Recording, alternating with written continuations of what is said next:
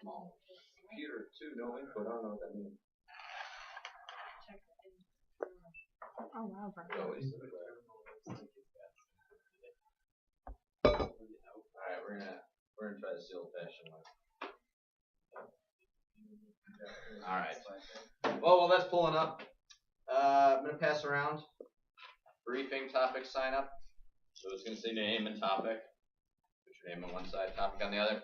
I'll review these if I think you remember this 5 to 8 minute briefing. 1-page background paper, which is like a 1-page essay. So if it's too narrow or too broad of a topic, we'll talk. And remember, if you're talking about, people or aircraft, just make sure it's related to kind of history, how it relates to the United States, U.S. Air Force history, things like that. There's somebody peeking at the door. Oh, okay. So if it's a student, they can come in.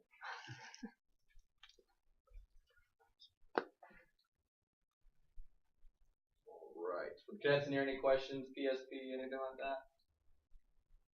Okay. Captain Paeth, Yes. do you know when we're gonna find out what max we're going to? So we had to have those preferences in like a week and a half, 2 weeks ago. And then we just get an email yesterday. Oh yeah, anybody last minute changes, let us know. I'm like, well, we submitted them 2 weeks ago. So I'd expect another week. Okay. Because there's kind of a Taylor Swift concert. Oh, don't start. But it's true. I know, I saw those and I was like, field training. I apologize. I don't know what's happening with this thing. It was good this morning. I just want anything the max 4 or 5. Oh, there you go. Oh, I just had to wiggle the mouse. I'm just literally How embarrassing. Any maps. Alright, so last week we were talking Introduction to Desert Storm. Okay, so what, cliff note, what caused Desert Storm? The Persian Gulf War, Desert Shield and Desert Storm. Saddam invaded Kuwait to Napoleon, and we said that's not okay. And so we started to build up troop stations, Desert Shield, and then Desert Storm was where we actually pushed its troops out and back in the Okay. And was the United States in the fight alone? Okay. We were working with Germany, England, like City United Kingdom, and then France, and we also, and then like Egypt's army was also helping us. Okay, very good. So coalition, not just the United States. UN resolutions actually condemn Saddam's actions, authorize use of force. Except for Russia. They had other interests in the region. Okay, so anybody remember our military objectives? They're not on this slide, they were on the slide previous. Just to review, yes? Isolated and incapacitated Iraqi construction. My goodness, like wrote it down. Okay, good. What else? When air superiority. She raised her hand, but good job. Destroy nuclear, biological, and chemical capabilities. Okay, so commonly known as WMDs, weapons of mass destruction. So that's kind of the catchphrase, especially early 2000s when we went back into Iraq. Okay, what else? Eliminate Iraqi offensive military capability. Okay, so again, kind of cripple their ability to kind of go wage an offensive war, but not so cripple them so badly that they couldn't defend themselves from, say, Iran or another country region.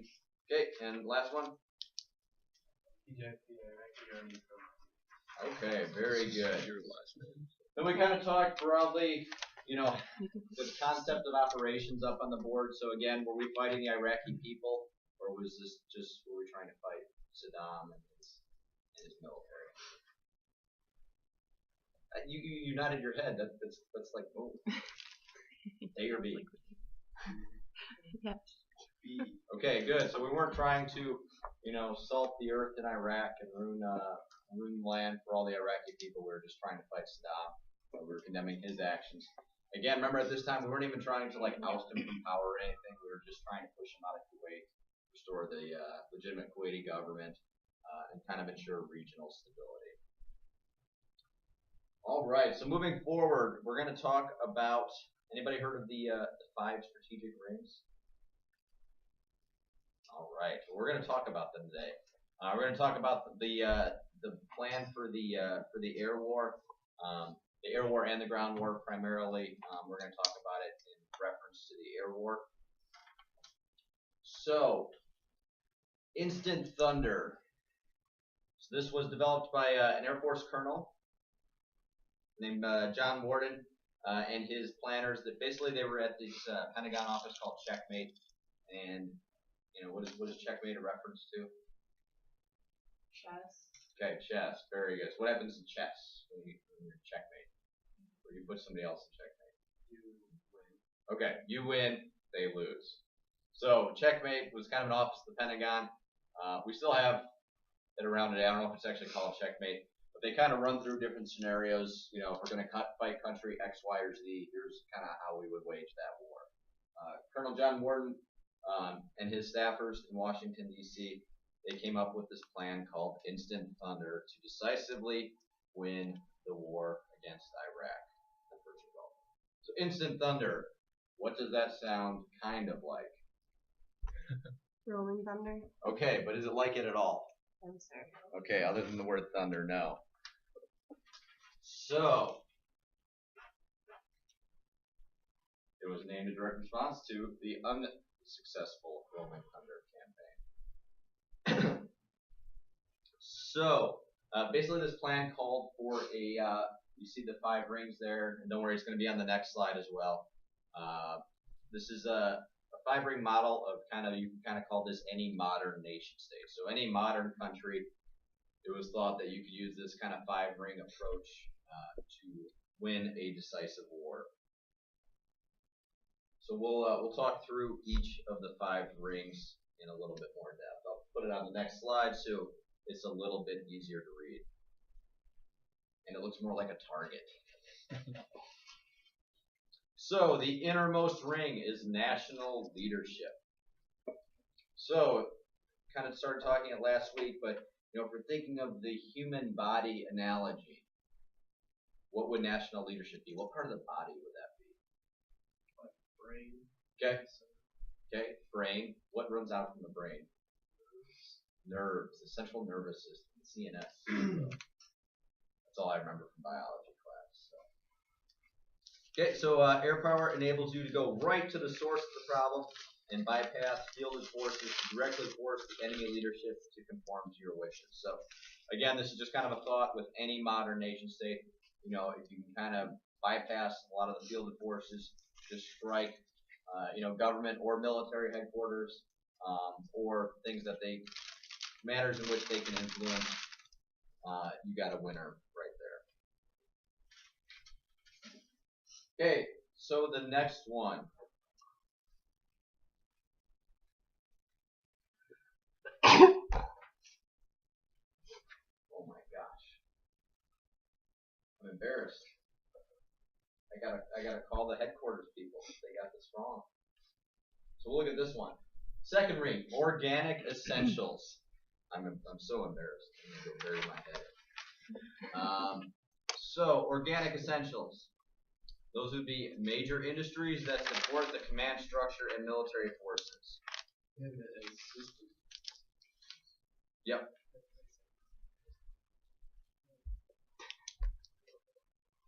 So organic essentials or key production. So if the leadership, if that's the key, if we're comparing that to the central nervous system, the brain, production organic essentials. What kind of part of the body would that be? Try to bring all you scientists in. Organ systems? Okay, so organs. I would kind of compare it to your digestive organs. So, you got to feed that body, production. You can kind of think about stuff like that. So, it's the digestive system that powers the body. Not food in this case, but oil, electricity, munitions factories, things like that. So air attacks can degrade and disrupt these normal command and military functions, these organic essentials, if you will. Not food? Not typically. So food kind of in the figurative sense. So, what feeds the nation state, natural resources, electricity, things like that. You can kind of go after that, but that would kind of be more trying to influence the population. So, if you really wanted to, kind of a good example of that's like Civil War. So, Sherman's March to the Sea, destroying crops, things like that, trying to get the civilian population to get the government to surrender, if you will. Okay. So, second ring then, obviously key production organic essentials. Thought there is, you kind of starve out the leadership, starve out the country in terms of electricity, oil, munitions, supplies, things like that. That can have a strong effect too. Third one is national infrastructure. So what do you think we're talking about with infrastructure? Roads, bridges, railroads, stuff like that. Okay, exactly. If you were going to compare this to a human body, what would you compare that to? Okay, kind of the circulatory system, moving that blood, that nourishment, that food throughout the human body. You kind of think of that as the circulatory system that transports nourishment to the body, to the nation state, if you will. Okay, fourth ring is the population. So the thought here is that people are the heart and soul of the body. But in this case, we're not going to we weren't intentionally targeting civilians, anything like that. But we could, in some ways, try to influence that national population to try to get the government to surrender. So any ideas how we might have done that? Like dropping pamphlets, like over like different cities, so people would like read this information and be like, oh, like my government's not that nice or something. Okay. Yep. We call that PSYOP, psychological operations. We do that. We have aircraft that can actually kind of circle overhead and interrupt like national radio stations in enemy territory, and we can kind of broadcast stuff like that. So again, just trying to get the, maybe not completely turn against their government, but kind of realize, hey, this isn't worth fighting over, things like that. Yes. Would that also include like actually building hospitals, like creating some infrastructure to help out the population? Definitely. That's kind of usually more kind of it. This is kind of during the attack phases of the war. I think that definitely kind of goes to winning hearts and minds, which is usually kind of on the rebuilding phase of the war. So we did that obviously a lot in Afghanistan and Iraq, particularly Iraq and Korea. Not really Persian Gulf. We didn't push too much into Iraq. So yes. Would you say that's propaganda? Maybe? Yep, you can call it propaganda, psychological operations, kind of whatever you want. Again, the big purpose there is just trying to get the either get the people to turn against their government or just kind of realize, hey, this isn't worth fighting, to not support their government in its pursuits. So, again, public opinion, maybe not in in countries that have dictatorships, but even the United States, public opinion can really sway foreign policy. Okay, and the last ring, the outermost ring, is fielded forces. So, major military forces that shield the other four strategic rings are the muscles, fists, and feet of the body.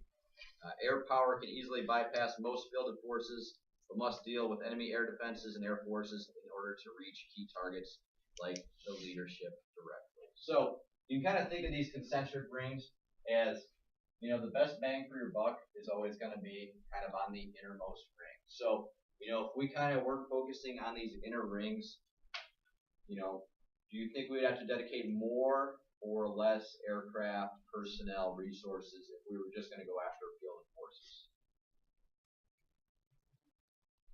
You'd need more because it'd be like the situation kind of in Vietnam where we tried to just like put troops down and fight it right away. So it like takes longer than if you went directly to the leadership. Yep, very good. So this kind of goes to kind of winning war in the fastest means. Hopefully in that situation too, causing less suffering, less pain, ending the war quickly. Because whenever you have large numbers of fielded forces, especially on the ground fighting, that's kind of when both sides tend to see more and more casualties. Where if we could kind of cut off that central nervous system, the circulatory system, things like that, with a couple well-placed bombs or a couple thousand. Vice fighting, a million man army that Saddam possessed. We could definitely kind of get some better bang for our buck there. So again, this is a color one. Pay attention to the 5 circles there. And here's just kind of some of the different systems. So kind of a good catchphrase that you're going to learn throughout your military career is centers of gravity. So those are kind of key targets. So within each ring there is a center of gravity or collection of centers of gravity that represent the hub of all power and movement for that particular ring. Colonel Worden defined a center of gravity as that point where the enemy is most vulnerable and the point where an attack will have the best chance of being decisive. So again, in Captain Paeth's layman's terms, the best bang for your buck. Not bucks. So we're going to look at kind of key targets within each ring. So within the National Leadership Ring, it's more of a dot at the center of the circle, or a circle at the center of the circle. This is the most important strategic target. So this category targeted the civilian and military command structure, internal control mechanisms, and communication systems. Big thing, we didn't really look to target specific individuals. We were not trying to assassinate Saddam Hussein or his kind of inner circle leadership. We were just kind of trying to incapacitate their ability to communicate with fielded forces. So, communication centers, and even we went after a number of their, TV, radio broadcast facilities, things like that. Basically cutting off their ability to kind of get the word out either to the population or those fielded forces.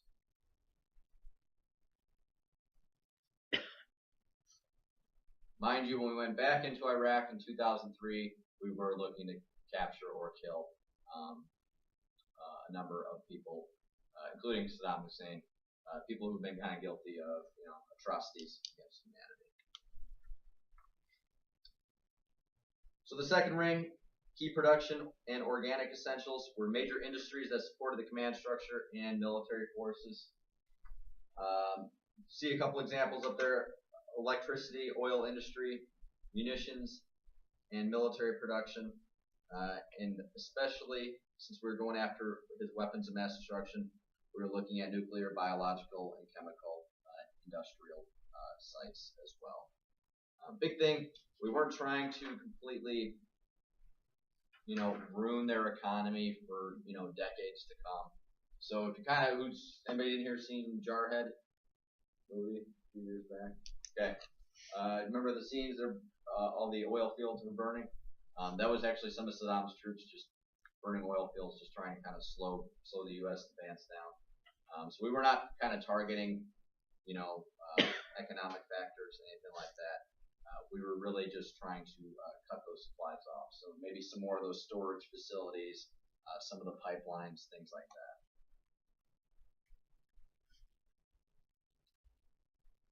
Okay, so national infrastructure were key interdiction targets. So again, interdiction, cutting off supplies. We learned about that a lot in Vietnam. That support transportation system. The most lucrative transportation targets were generally railroad and highway bridges. So again, trying to cut off the flow of supplies, to those frontline troops, or cutting off, the ability for frontline troop reinforcements to reinforce the front lines as well. Okay, as far as the national population went, again, we were not targeting the national population. We were not carpet bombing Iraqi cities, anything like that. But the purpose of these operations were to influence country's leadership, not to destroy the population. So we were dropping leaflets as part of psychological operations talked about. Against both the civilian population, but also to Saddam's fielded forces. So that kind of national population, fielded forces kind of overlap there a little bit. So we were actually dropping leaflets over Saddam's forces, encouraging them to surrender. And actually, there was like hundreds of thousands of them that did surrender before the ground invasion even took place. We saw this again in 2003 when we went back into Iraq to remove Saddam from power. So, a lot of these people were kind of just, the military was a job, it was a source of income for them.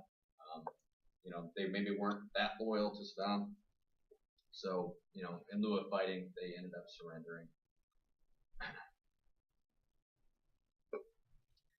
And then lastly, field and military forces. Again, this is kind of going to be the most expensive, in terms of resources. But that was where we would attack major military forces. And the primary reason there was, in many cases, these fielded forces kind of shielded those inner forward rings. So big things would be Iraqi air defenses as well as the Iraqi Air Force. Remember, we were pitting our strength, which was our air power, to avoid having to go into a large conventional ground warfare against Iraq. We go after their air defenses and air force, their Scud missiles, and additionally their ground forces. So especially Saddam's inner circle, known as the Republican Guard.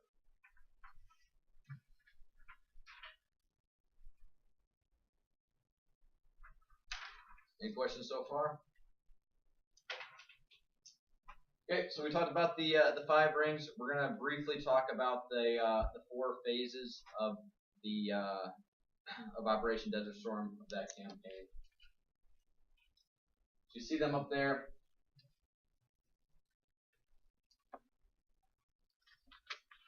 So essentially, the first 3 phases comprised an independent air campaign that was supposed to last around 30 days, while the last phase was the ground offensive if required. So phase 1 was focused on the most strategic sets of the 5 strategic rings. Most notably, they were inside Iraq, designed to impose strategic paralysis upon Iraq, including winning air superiority over the country. And it was thought that this would last about 1 week.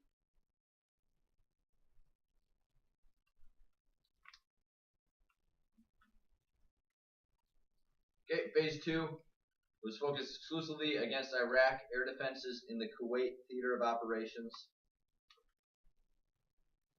And that was aimed at achieving air superiority in the Kuwaiti theater of operations.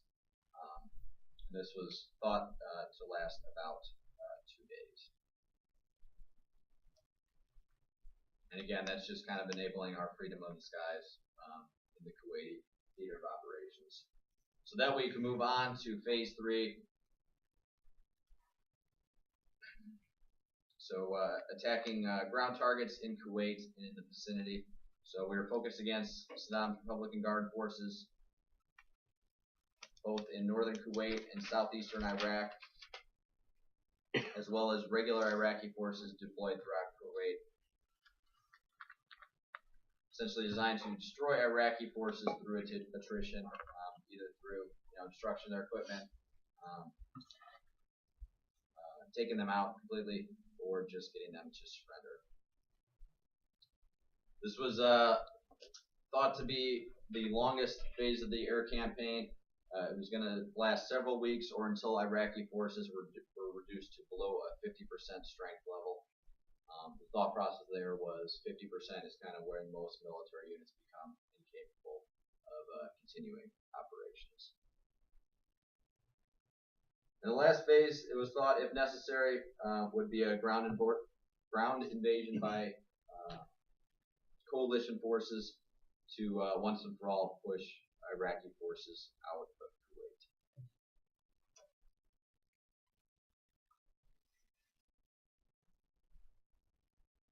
Any questions so far? Okay, when it was actually executed, we really kind of went through these first 3 phases kind of all at once, just because of our overwhelming number of air assets. Not only our air assets, but we had a number of naval vessels in the Persian Gulf able to launch cruise missiles, things like that, where we could go after a number of these targets at once. Yes. While all this was going on, were the other branches also doing something like similar, or were they not as involved? Yeah, so we had kind of all of the forces involved. So not only we had our coalition partners from the UN, but we had we had aircraft carriers in the Persian Gulf, and they were assisting with the air operations. So both Navy, Marine, Air Forces kind of helping out with that. We actually ended up doing a ground invasion after it was all said and done, just to kind of push the final forces out of Kuwait. Not a huge ground invasion because we had kind of softened up pretty well. And then Marines largely sat out a lot of the war. There were some Marine units that got to go in. They were kind of used as a distractor. They made it look like there was going to be a large Marine invasion, kind of to distract the Iraqi forces, while most Army forces kind of came over the Saudi border. So Marines were always a little bitter that they didn't get their ground invasion.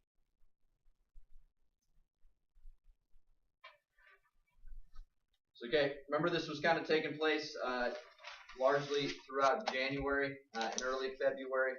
And by the end of February 1991, spearheaded by the U.S. Air Force, but again assisted by our sister services and coalition forces, Air Power's rain of explosives had forced thousands upon thousands of Iraqi soldiers to abandon their stockpiles of equipment, weapons, and ammunition and surrender.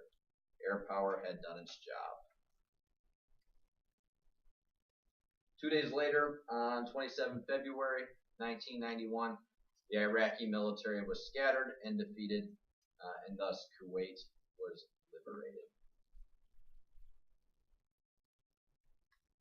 Mind you, we still had troops on the ground just because we defeated the military. We kind of still had to win the political means there. But we're going to talk real quick first about some of the Iraqi Air Force losses. So I'm going to spout a bunch of numbers off at you. Some of them are up there. But Iraq lost a confirmed total, so that's actual confirmed either from reconnaissance, satellites, things like that. They lost 234 Iraqi aircraft to coalition air forces. 90 were lost in combat operations. 6 were lost in accidents. 16 were captured or destroyed by coalition ground forces. And they flew 122 over the border to Iran, just in the hopes of kind of saving them, or they were kind of, maybe after the war was over. The actual story, like when we invaded in 2003, they were actually like burying some of their aircraft like in the desert, like in the sand, just trying to hide them from us. Yes. Wasn't Iraq at didn't we talk about they were at war with Iran? So Iran and them weren't friendly They kind of with each just other? flew them like over the border. I'm not sure exactly kind of how it went down, if they negotiated that or not, but there was a lot of speculation too that, you're talking vast expanses of deserts too. There's a lot of speculation, never really confirmed anywhere, that 2003 when we went back into Iraq, that they moved a lot of their weapons mass destruction kind of maybe over the Syrian border, kind of hit some stuff out there as well. So in addition to those 234 confirmed lost aircraft, it is estimated that another 141 were destroyed in Iraq's hardened aircraft shelters. So a number of our air-to-ground weapons are bombs.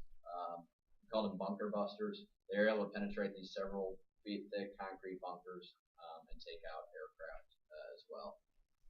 So of a total of 594 total shelters, 375 were damaged or destroyed by coalition bombs. So again, we had taken out huge numbers of Iraq's, what I would kind of call offensive military capabilities. So when it was all said and done, they still had some aircraft left, but not enough to kind of wage a major war in the region.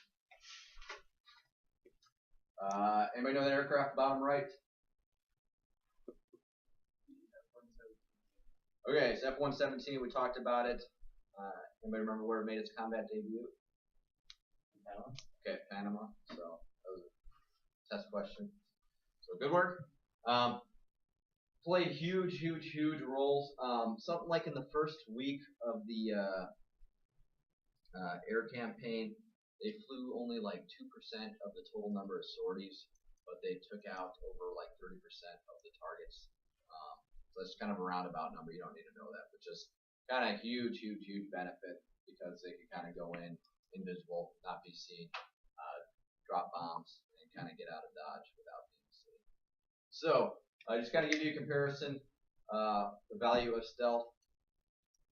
So without stealth aircraft, a typical airstrike mission would require 32 aircraft with bombs, 16 fighter escorts, so again, kind of that air-to-air weaponry, 8 Wild Weasel aircraft to suppress enemy radar on the ground, 4 aircraft to electronically jam enemy radar, and 15 tankers to refuel the group.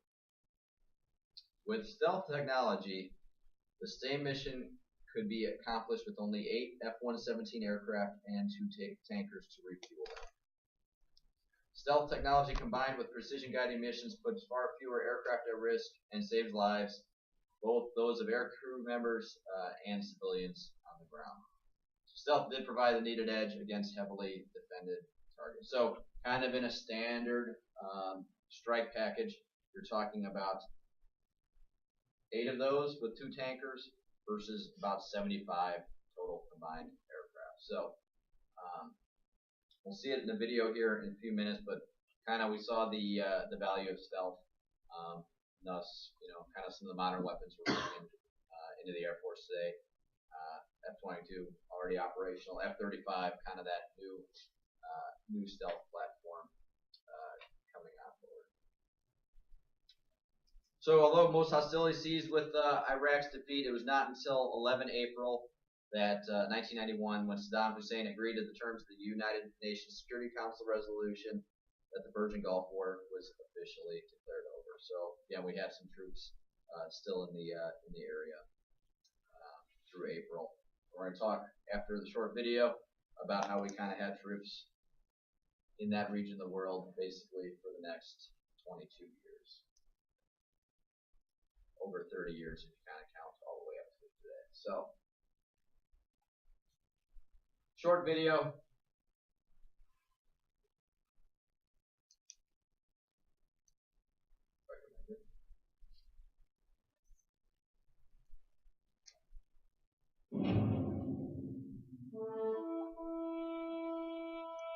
Victory in the Persian Gulf brought a brief period of triumph to the armed forces and to the civilians at home. A good war had been fought and won with minimum losses.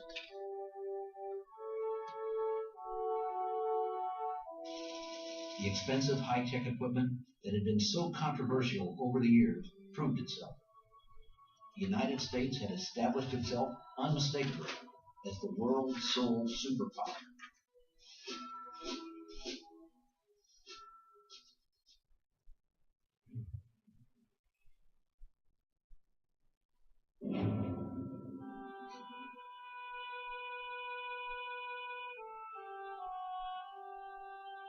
In the Pentagon, even as the Gulf War was being fought, plans were being made to reduce the size of all armed services by 25% or more.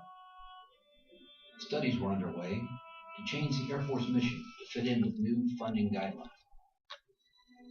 Planning dictated that the great air commands that won the Persian Gulf War, laden with tradition and battle honors, would be deactivated and relegated to history.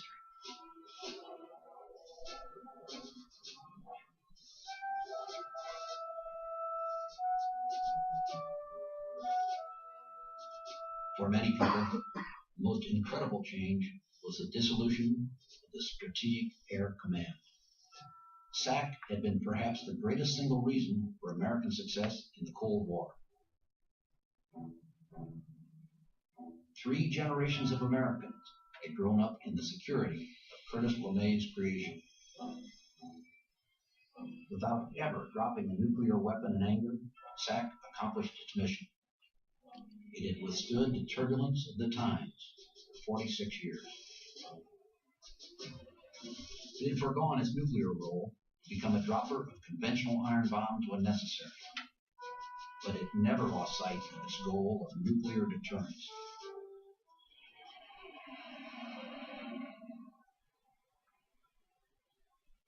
almost as startling as SAC's demise, was the deactivation of the Tactical Air Command. TAC, the USAF fighter force, had been tested and FF, anybody know what that stands for? First Fighter Wing. Langley Air Force Base. proved in Vietnam. It was brought to the height of its powers in the Gulf War.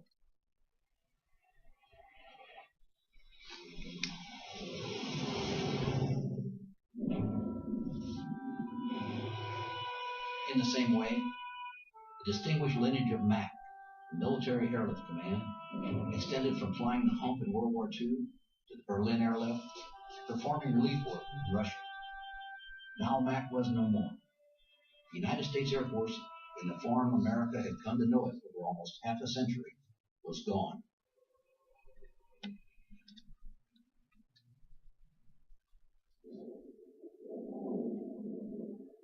Part of the reason for deactivation of the fine old Air Force commands was the blurring and distinction of tactical and strategic operations in the Gulf War.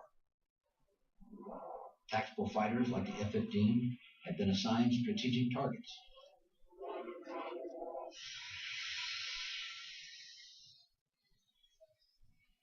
A-10 Warthogs, usually frontline ground attack aircraft, were used far in the enemy rear to strike Scud missile carriers.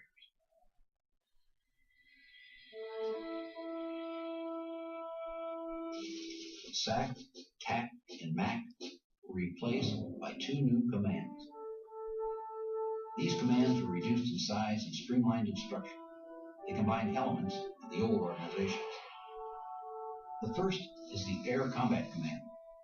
It combines former SAC and TAC elements for combat operation. It's known as putting the shooters together. Its focus is on deterrence and limited war. Its mission is to project U.S. power around the world.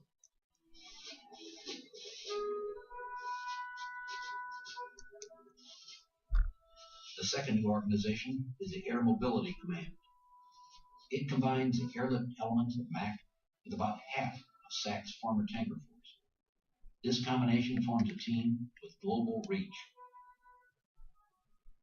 Immediately after the Gulf War, the Department of Defense began working on the removal of 1 million military and civilian employees from all the armed forces.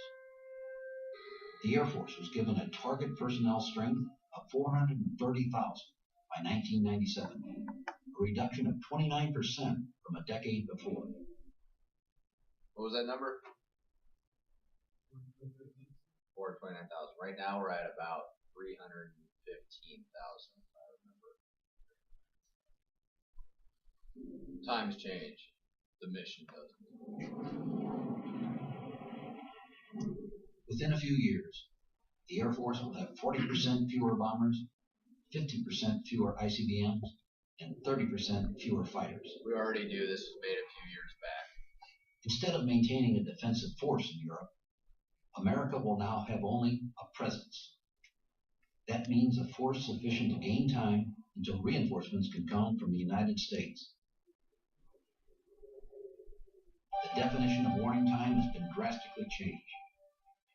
It used to refer to the 30 minutes SAC would have to get bombers into the air after an attack had been launched.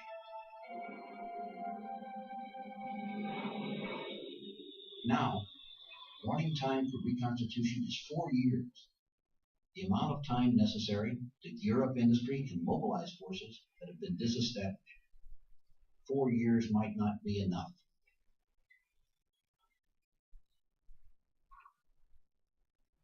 All right, so kind of just big takeaways for that. 1991. Persian Gulf War. What else kind of was wrapping up? Okay, Soviet Union basically dissolving. Berlin Wall come down, 89. So kind of that mission was ending. Big thing, Clinton kind of comes under fire, like, oh, Clinton, slashed our military, cut our budgets, and this and that. Well, usually those videos don't work. Anyway. So, I don't think it's really fair to say, oh yeah, Clinton crippled the military and, cut the budget. we weren't fighting, the Soviet Union anymore.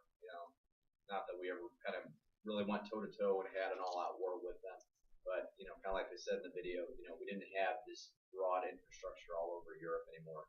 Yes, we had a presence, mainly after the Cold War ended. We kept a couple bases in England, a couple in Germany, one in Italy, and then a couple smaller sites throughout.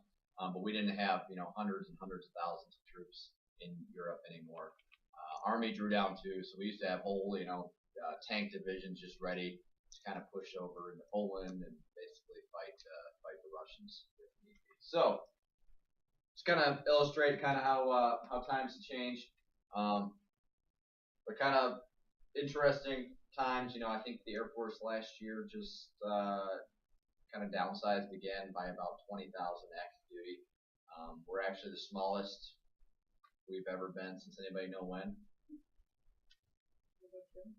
Okay, basically, yeah. So we're as small as we're smaller than we were when we were like founded as an Air Force in what year? 1947. So smallest active duty force, and our reserve and guards strength doesn't really add, millions and millions of troops. So, in the aftermath though of Persian Gulf War, do we completely pack up our bags and go home? What do we think? Jonas, what do you think? No. No. It's a leading question, Captain. Very good. So, kind of in the aftermath, we're not going to get into too much detail with this, but in the aftermath of the Gulf War, anybody know what ethnic minority lives in the north of Iraq? Kurds. Okay, you know what they did after Persian Gulf War? They started like killing them with like biological weapons. Who started killing who? Saddam Hussein's regime started like massacring the Kurdish people. Okay. And why was he doing that? Just I believe Kurds is a different form of it's a different type of it's a different religion, like a religious group from it's like Catholic and Lutheran, I think, is the equivalent of that, right? Didn't the Kurds also help us during the Persian Gulf War? they had kind of started an uprising. They were kind of trying to almost start like their own independence movement in northern Iraq. Saddam didn't like that, so he, like you said, kind of started attacking his own people, both with conventional weapons and some nasty kind of chemical, biological weapons as well. So, United Nations was not going to stand for that. So, the United Nations Security Council established no-fly zones, banning Iraqi flights in northern Iraq as well as southern Iraq, which we'll probably talk about next week with Operation Southern Watch. So, initially it was called Operation Provide Comfort, and that really began April 1991 before really even the official agreement to end the Persian Gulf War. This consisted of cargo aircraft dropping relief supplies to Kurdish refugees in the mountainous Iraqi northern border 2 days later, 7 April 1991. Basically, we changed names from Operation Provide Comfort to Northern Watch in the late 1990s. Essentially, it was the same mission, enforcing a no-fly zone. A little bit less humanitarian, kind of more of just enforcing that no-fly zone. But they were both combined task force. So again, some coalition and combined American military forces. And basically, the boundary was the 36th parallel in Iraq. And it also is monitoring Iraqi compliance with UN Security Council resolutions. Basically, kind of keeping an eye on Iraq too, making sure they were not rebuilding up, more weapons of mass destruction. So this was not an aggression against Iraq. This was more just to make sure Iraq was not, Saddam was not attacking its own people. Yes. Why did they capitalize operations? Like Operation Provide Comfort. That should be. So it's just kind of the way they do it. Yeah, they never capitalize operation, but the title is. So strange.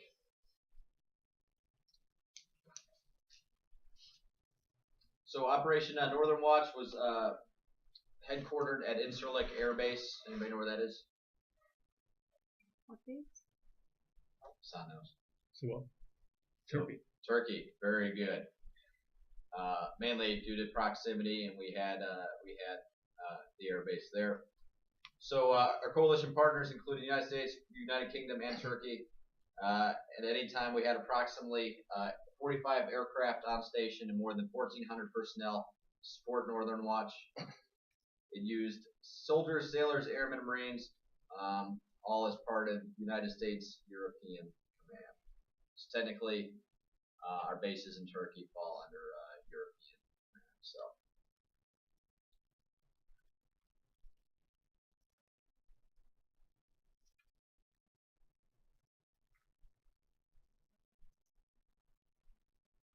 Excuse me, another question. Yes. Wasn't it the Iraqi people themselves that got Saddam Hussein? Like, didn't they? Oh, when we went back 2000. Yeah. Yeah, we it was basically intel from the Iraqi people that led to his capture. So. Oh. Yeah, it was U.S. ground troops that I think it was like a SEAL team that actually found them. Those combined SEALs, Marines, who found them in that little hole. Didn't they hang him though? They did. So yeah, they tried him themselves. Ended up hanging him. Okay. So then, was that just like the start of the change of the Iraqi government or something? Yeah, basically 2003 when we went back in, toppled the Saddam regime pretty quickly. Kind of why we ended up staying there though for so long was the difficulties in kind of restoring a government and military. Kind of made some mistakes, and we kind of got in there and just dispersed the Iraqi military, and then oh wait, now we need 150,000 troops on the ground here to kind of keep the peace. So we'll talk about that more though, definitely later in the semester. So kind of in the early years of Operation Northern Watch, provide comfort. Saddam didn't oppose us too much, but in late 1998, Saddam did opt to challenge the enforcement. Numerous times of firing at coalition aircraft with surface-to-air missiles and other artillery pieces and targeting them with radar. So our aircraft did respond in self-defense to these threats while continuing to enforce the no-fly zone. But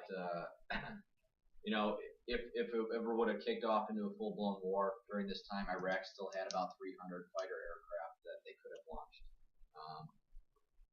at us. And we did kind of like during Operation Desert Shield, Desert Storm, we did call up a number of reservists and guardsmen during this time to help with the fight. So we're going to talk lessons learned next week, and then we'll talk Operation Southern Watch as well, and move into Next week. Not next week. Move into Yugoslavia, the Balkans, all that good stuff. Please read ahead on that stuff. That stuff is it's a little bit more complicated than us versus them. There's a lot more state, non-state actors kind of involved with those conflicts. So we'll talk that more in 2 weeks. So enjoy your spring break.